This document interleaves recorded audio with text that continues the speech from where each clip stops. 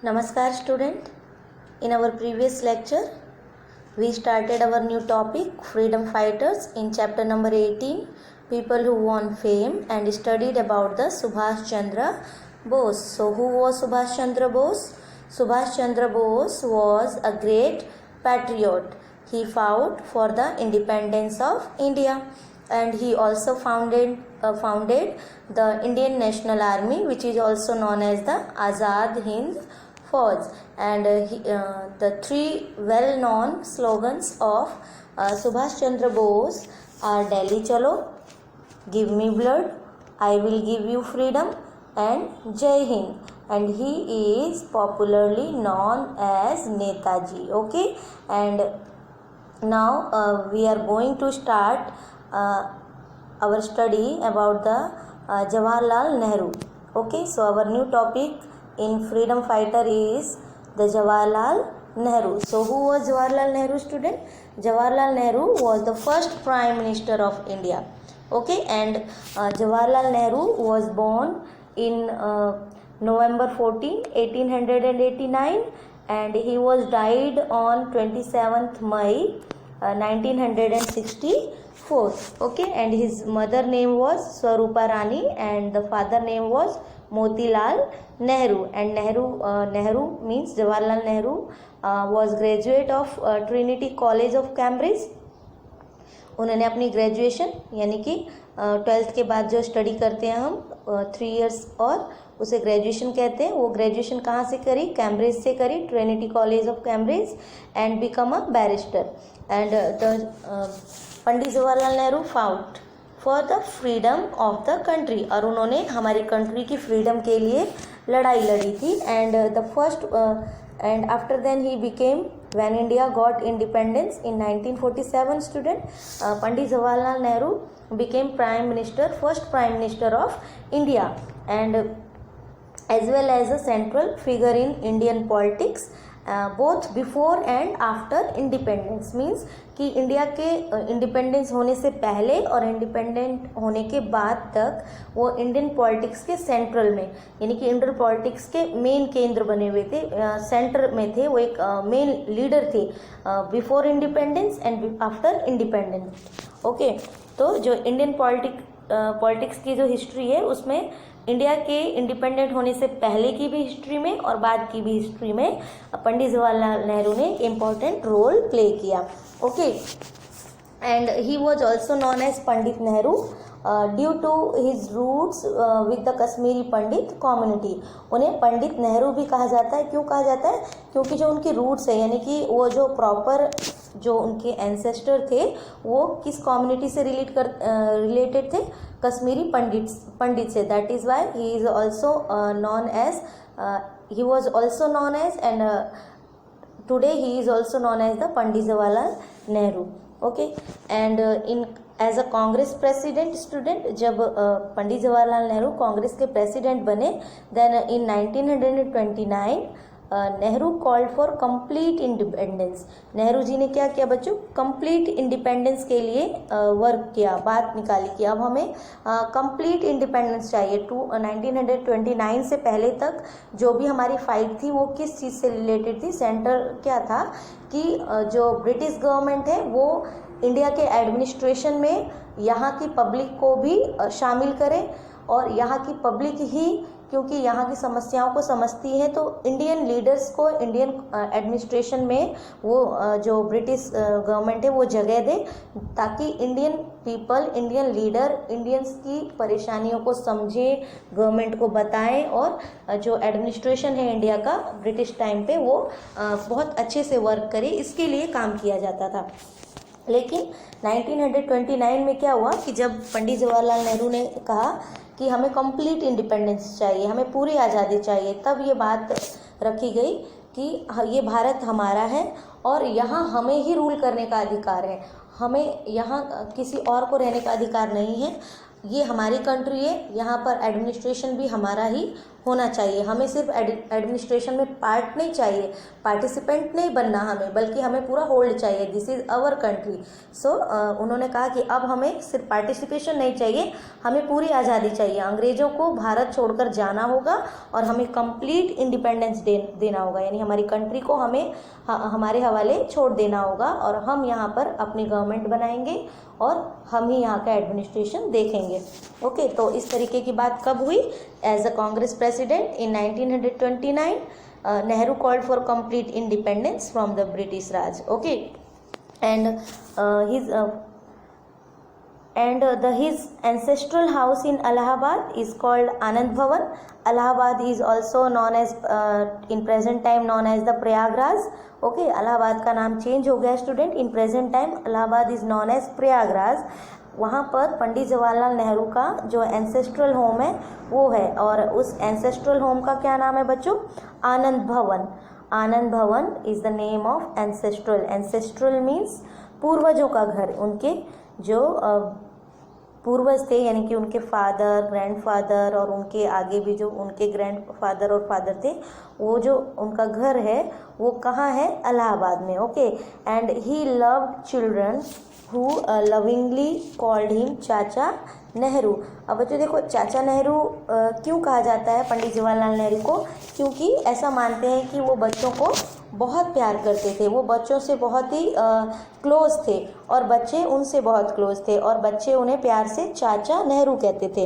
And Pandit Jawaharlal Nehru also dedicated our birthday to children.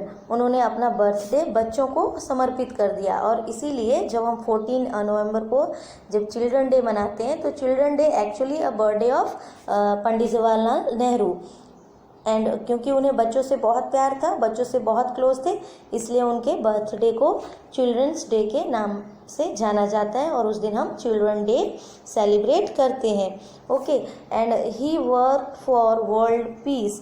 अब बच्चों देखो, चाचा नेहरू ने वर्ल्ड पीस के लिए, वर्ल्ड पीस यानी विश्व शांति के लिए भी बहुत बड़ा योगदान दिया है। अब देखो बच्चों, जो वर्ल्ड पीस के लिए उन्होंने वर्क किया, when you will go in 5th standard you will be read about the peace effort of India, chapter number 16। Okay, 5th class में आप चैप्टर नंबर 16 पढ़ोगे, peace work of India, peace effort of India, कि India ने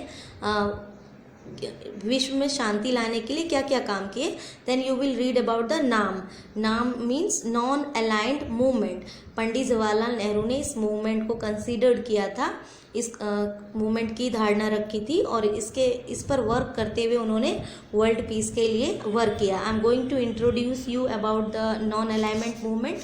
it will helpful you for in your 5th standard कि पंडित जवाहरलाल नेहरू ने किस तरीके से वर्ल्ड पीस में वर्क किया। बच्चों देखो, after independence of our country, after 1947 जब अपनी कंट्री आज़ाद हुई, that time our world was divided into 2 part. उसी टाइम बच्चों देखो, हमारी हिस्ट्री में, इस वर्ल्ड की हिस्ट्री में, इस अर्थ प्लैनेट की हिस्ट्री में, इस प्लैनेट ने 2 मेजर वर्ल्ड वॉर देखे हैं। First world war which is known as the first world war and second is known as the second world war.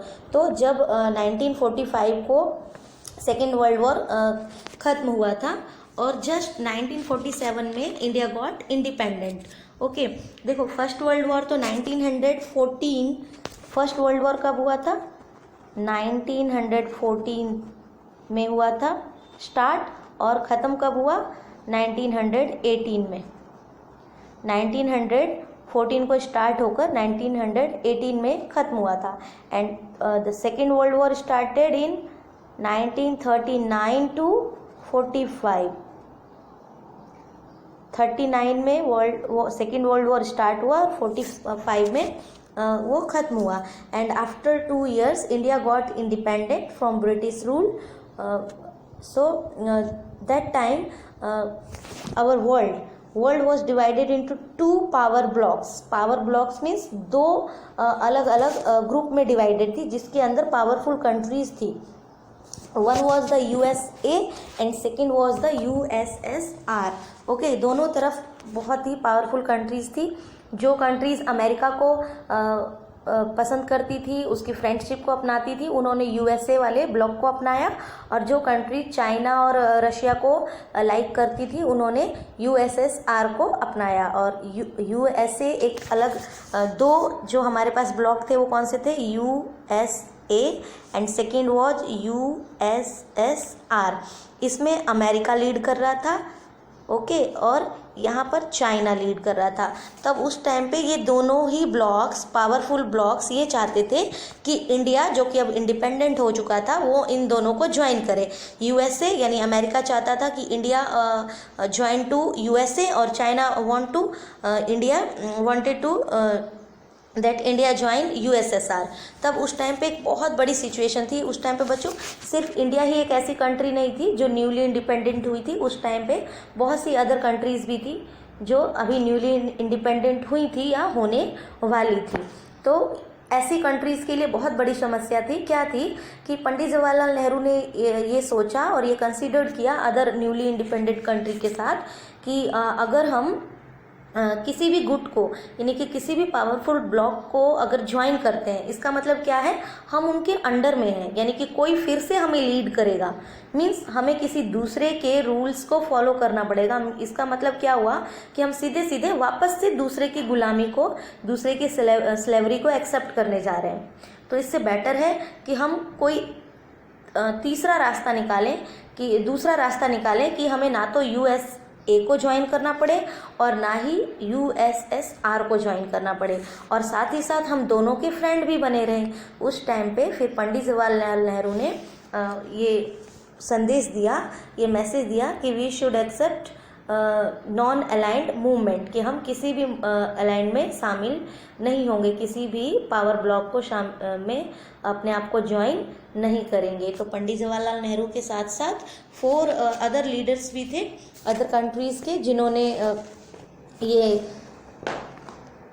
Non alignment movement Pandit Jawaharlal Nehru के साथ साथ अपनाया। और इस नॉन अलाइनमेंट मूवमेंट का बच्चों जो पर्पस था वो क्या था कि किसी भी ब्लॉक में शामिल नहीं होना। Why? Because joining any powerful bloc leading war, ये किसी भी वॉर ग्रुप में शामिल हो जाते तो वो जो ग्रुप था बच्चों, उस टाइम पे दुनिया में टेंशन चल रही थी, बहुत सारी टेंशन चल रही थी। ऐसा माना जाता था कि किसी भी टाइम पे 3rd वर्ल्ड वॉर हो जाएगा, और क्योंकि लोगों ने सेकेंड वर्ल्ड वॉर का बहुत ही ज़्यादा बुरा इफ़ेक्ट रहा था, वो देख चुके थे, इसलिए वो डरते थे कि अब कोई भी वॉर हमें फेस ना करना पड़े। तीसरा वर्ल्ड वॉर, आज भी आप लोगों ने कभी कभी बड़ों के मुंह से सुना होगा कि 3rd वर्ल्ड वॉर हो सकता है। कुछ कंट्रीज़ में अगर टेंशन चलती है तो डर लगता है कि कहीं 3rd वर्ल्ड वॉर ना हो जाए। तो इसका कारण यही है कि 2 मेजर वर्ल्ड वॉर हमारी अर्थ ने फेस किया हुआ है, और अब वो किसी भी तीसरे वर्ल्ड वॉर के फेवर में नहीं है। तो अगर उस टाइम पे इंडिया और न्यूली इंडिपेंडेंट कंट्री किसी भी गुट को अगर शामिल होती, अगर सपोज इंडिया यूएसएसए में शामिल हो जाती तो चाइना उसका इनेमी बन जाता, और अगर इंडिया चाइना में शामिल हो जाती, ज्वाइन हो जाती, तो अमेरिका उसका इनेमी बन जाता। तो इस तरीके से किसी भी गुट में शामिल होने का मतलब, किसी भी ब्लॉक में शामिल होने का मतलब क्या था कि किसी एक को अपना इनेमी बना लेना। और फिर जब उन्होंने नॉन अलाइंड मूवमेंट अपनाया तो इस तरीके से क्या किया उन्होंने कि जो दोनों पावरफुल ब्लॉक के अंदर जो टेंशन चल रही थी वो भी कम हुआ, साथ ही साथ इंडिया ने 3rd वर्ल्ड वॉर की जो संभावना थी, जो पॉसिबिलिटी थी, उसे भी कम कर दिया। और जो इसका जो बच्चों नाम, नॉन अलाइनमेंट मूवमेंट को नाम भी कहा जाता है शॉर्टकट में। तो इसके ऑब्जेक्टिव क्या थे? इसके ऑब्जेक्टिव थे कि now was establish to fulfil the following aims, like to keep away from blocs, उन्हें ब्लॉक से दूर रहना था। Why? Because it's lead to war, ये वॉर की पॉसिबिलिटी को बढ़ाता है।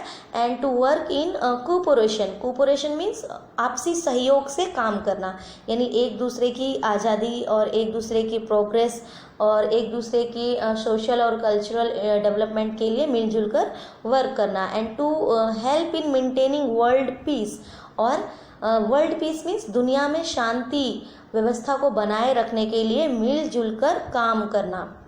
and to deal with problems of hunger, unemployment, poverty, illiteracy and disease. अब देखो बच्चों, जो न्यूली इंडिपेंडेंट कंट्री थी, चाहे वो इंडिया थी या फिर इंडिया या उसके अलावा दूसरी कंट्रीज़ थी, उन कंट्रीज़ के सामने उस टाइम पे जब वो इंडिपेंडेंट हुए तो बहुत सारी प्रॉब्लम थी, उन्हें बहुत सारी प्रॉब्लम को फेस करते हुए अपने आप को डेवलप करना था कंटिन्यू। तो उनके पास जो मेन प्रॉब्लम्स थी वो विच आर दोज, हंगर यानी भूखमरी, अनएम्प्लॉयमेंट मीन्स बेरोजगारी, पोवर्टी मीन्स गरीबी, एंड इलिटरेसी मीन्स अशिक्षा, एंड डिजीज मीन्स बीमारियां। बहुत सारी प्रॉब्लम थी उनके पास, hunger, unemployment, poverty, illiteracy and disease.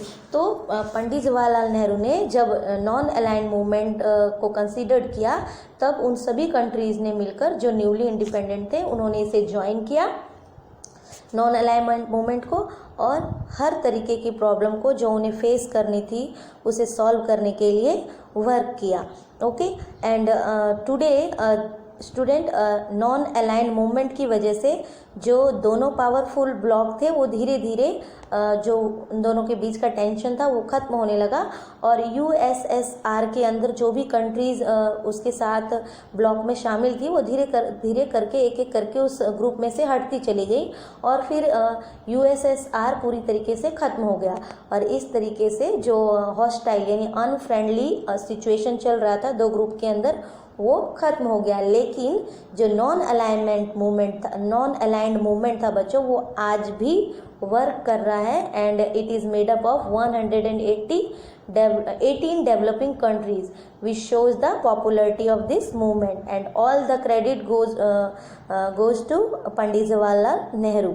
Non alignment movement की जो भी सक्सेस है उसका सारा क्रेडिट पंडित जवाहरलाल नेहरू को जाना चाहिए, क्योंकि उन्होंने ही कंसीडर किया था non alignment movement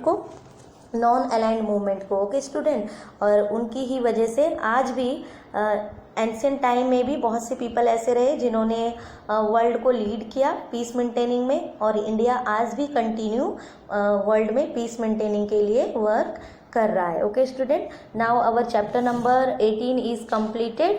Okay, so what you learned in this chapter, you learned about the noble kings like Ashoka and Akbar, and also you learnt about the religious leader Gautam Buddha and Guru Nanak Dev, and the social reformers like Raja Ram Mohan Roy and Swami Dayananda, and the great sportsmen Dhyan Chand and the Kapil Dev, and after then you studied about the freedom fighters Subhash Chandra Bose and Jawaharlal Nehru. Okay, so our explanation of chapter 18 is completed.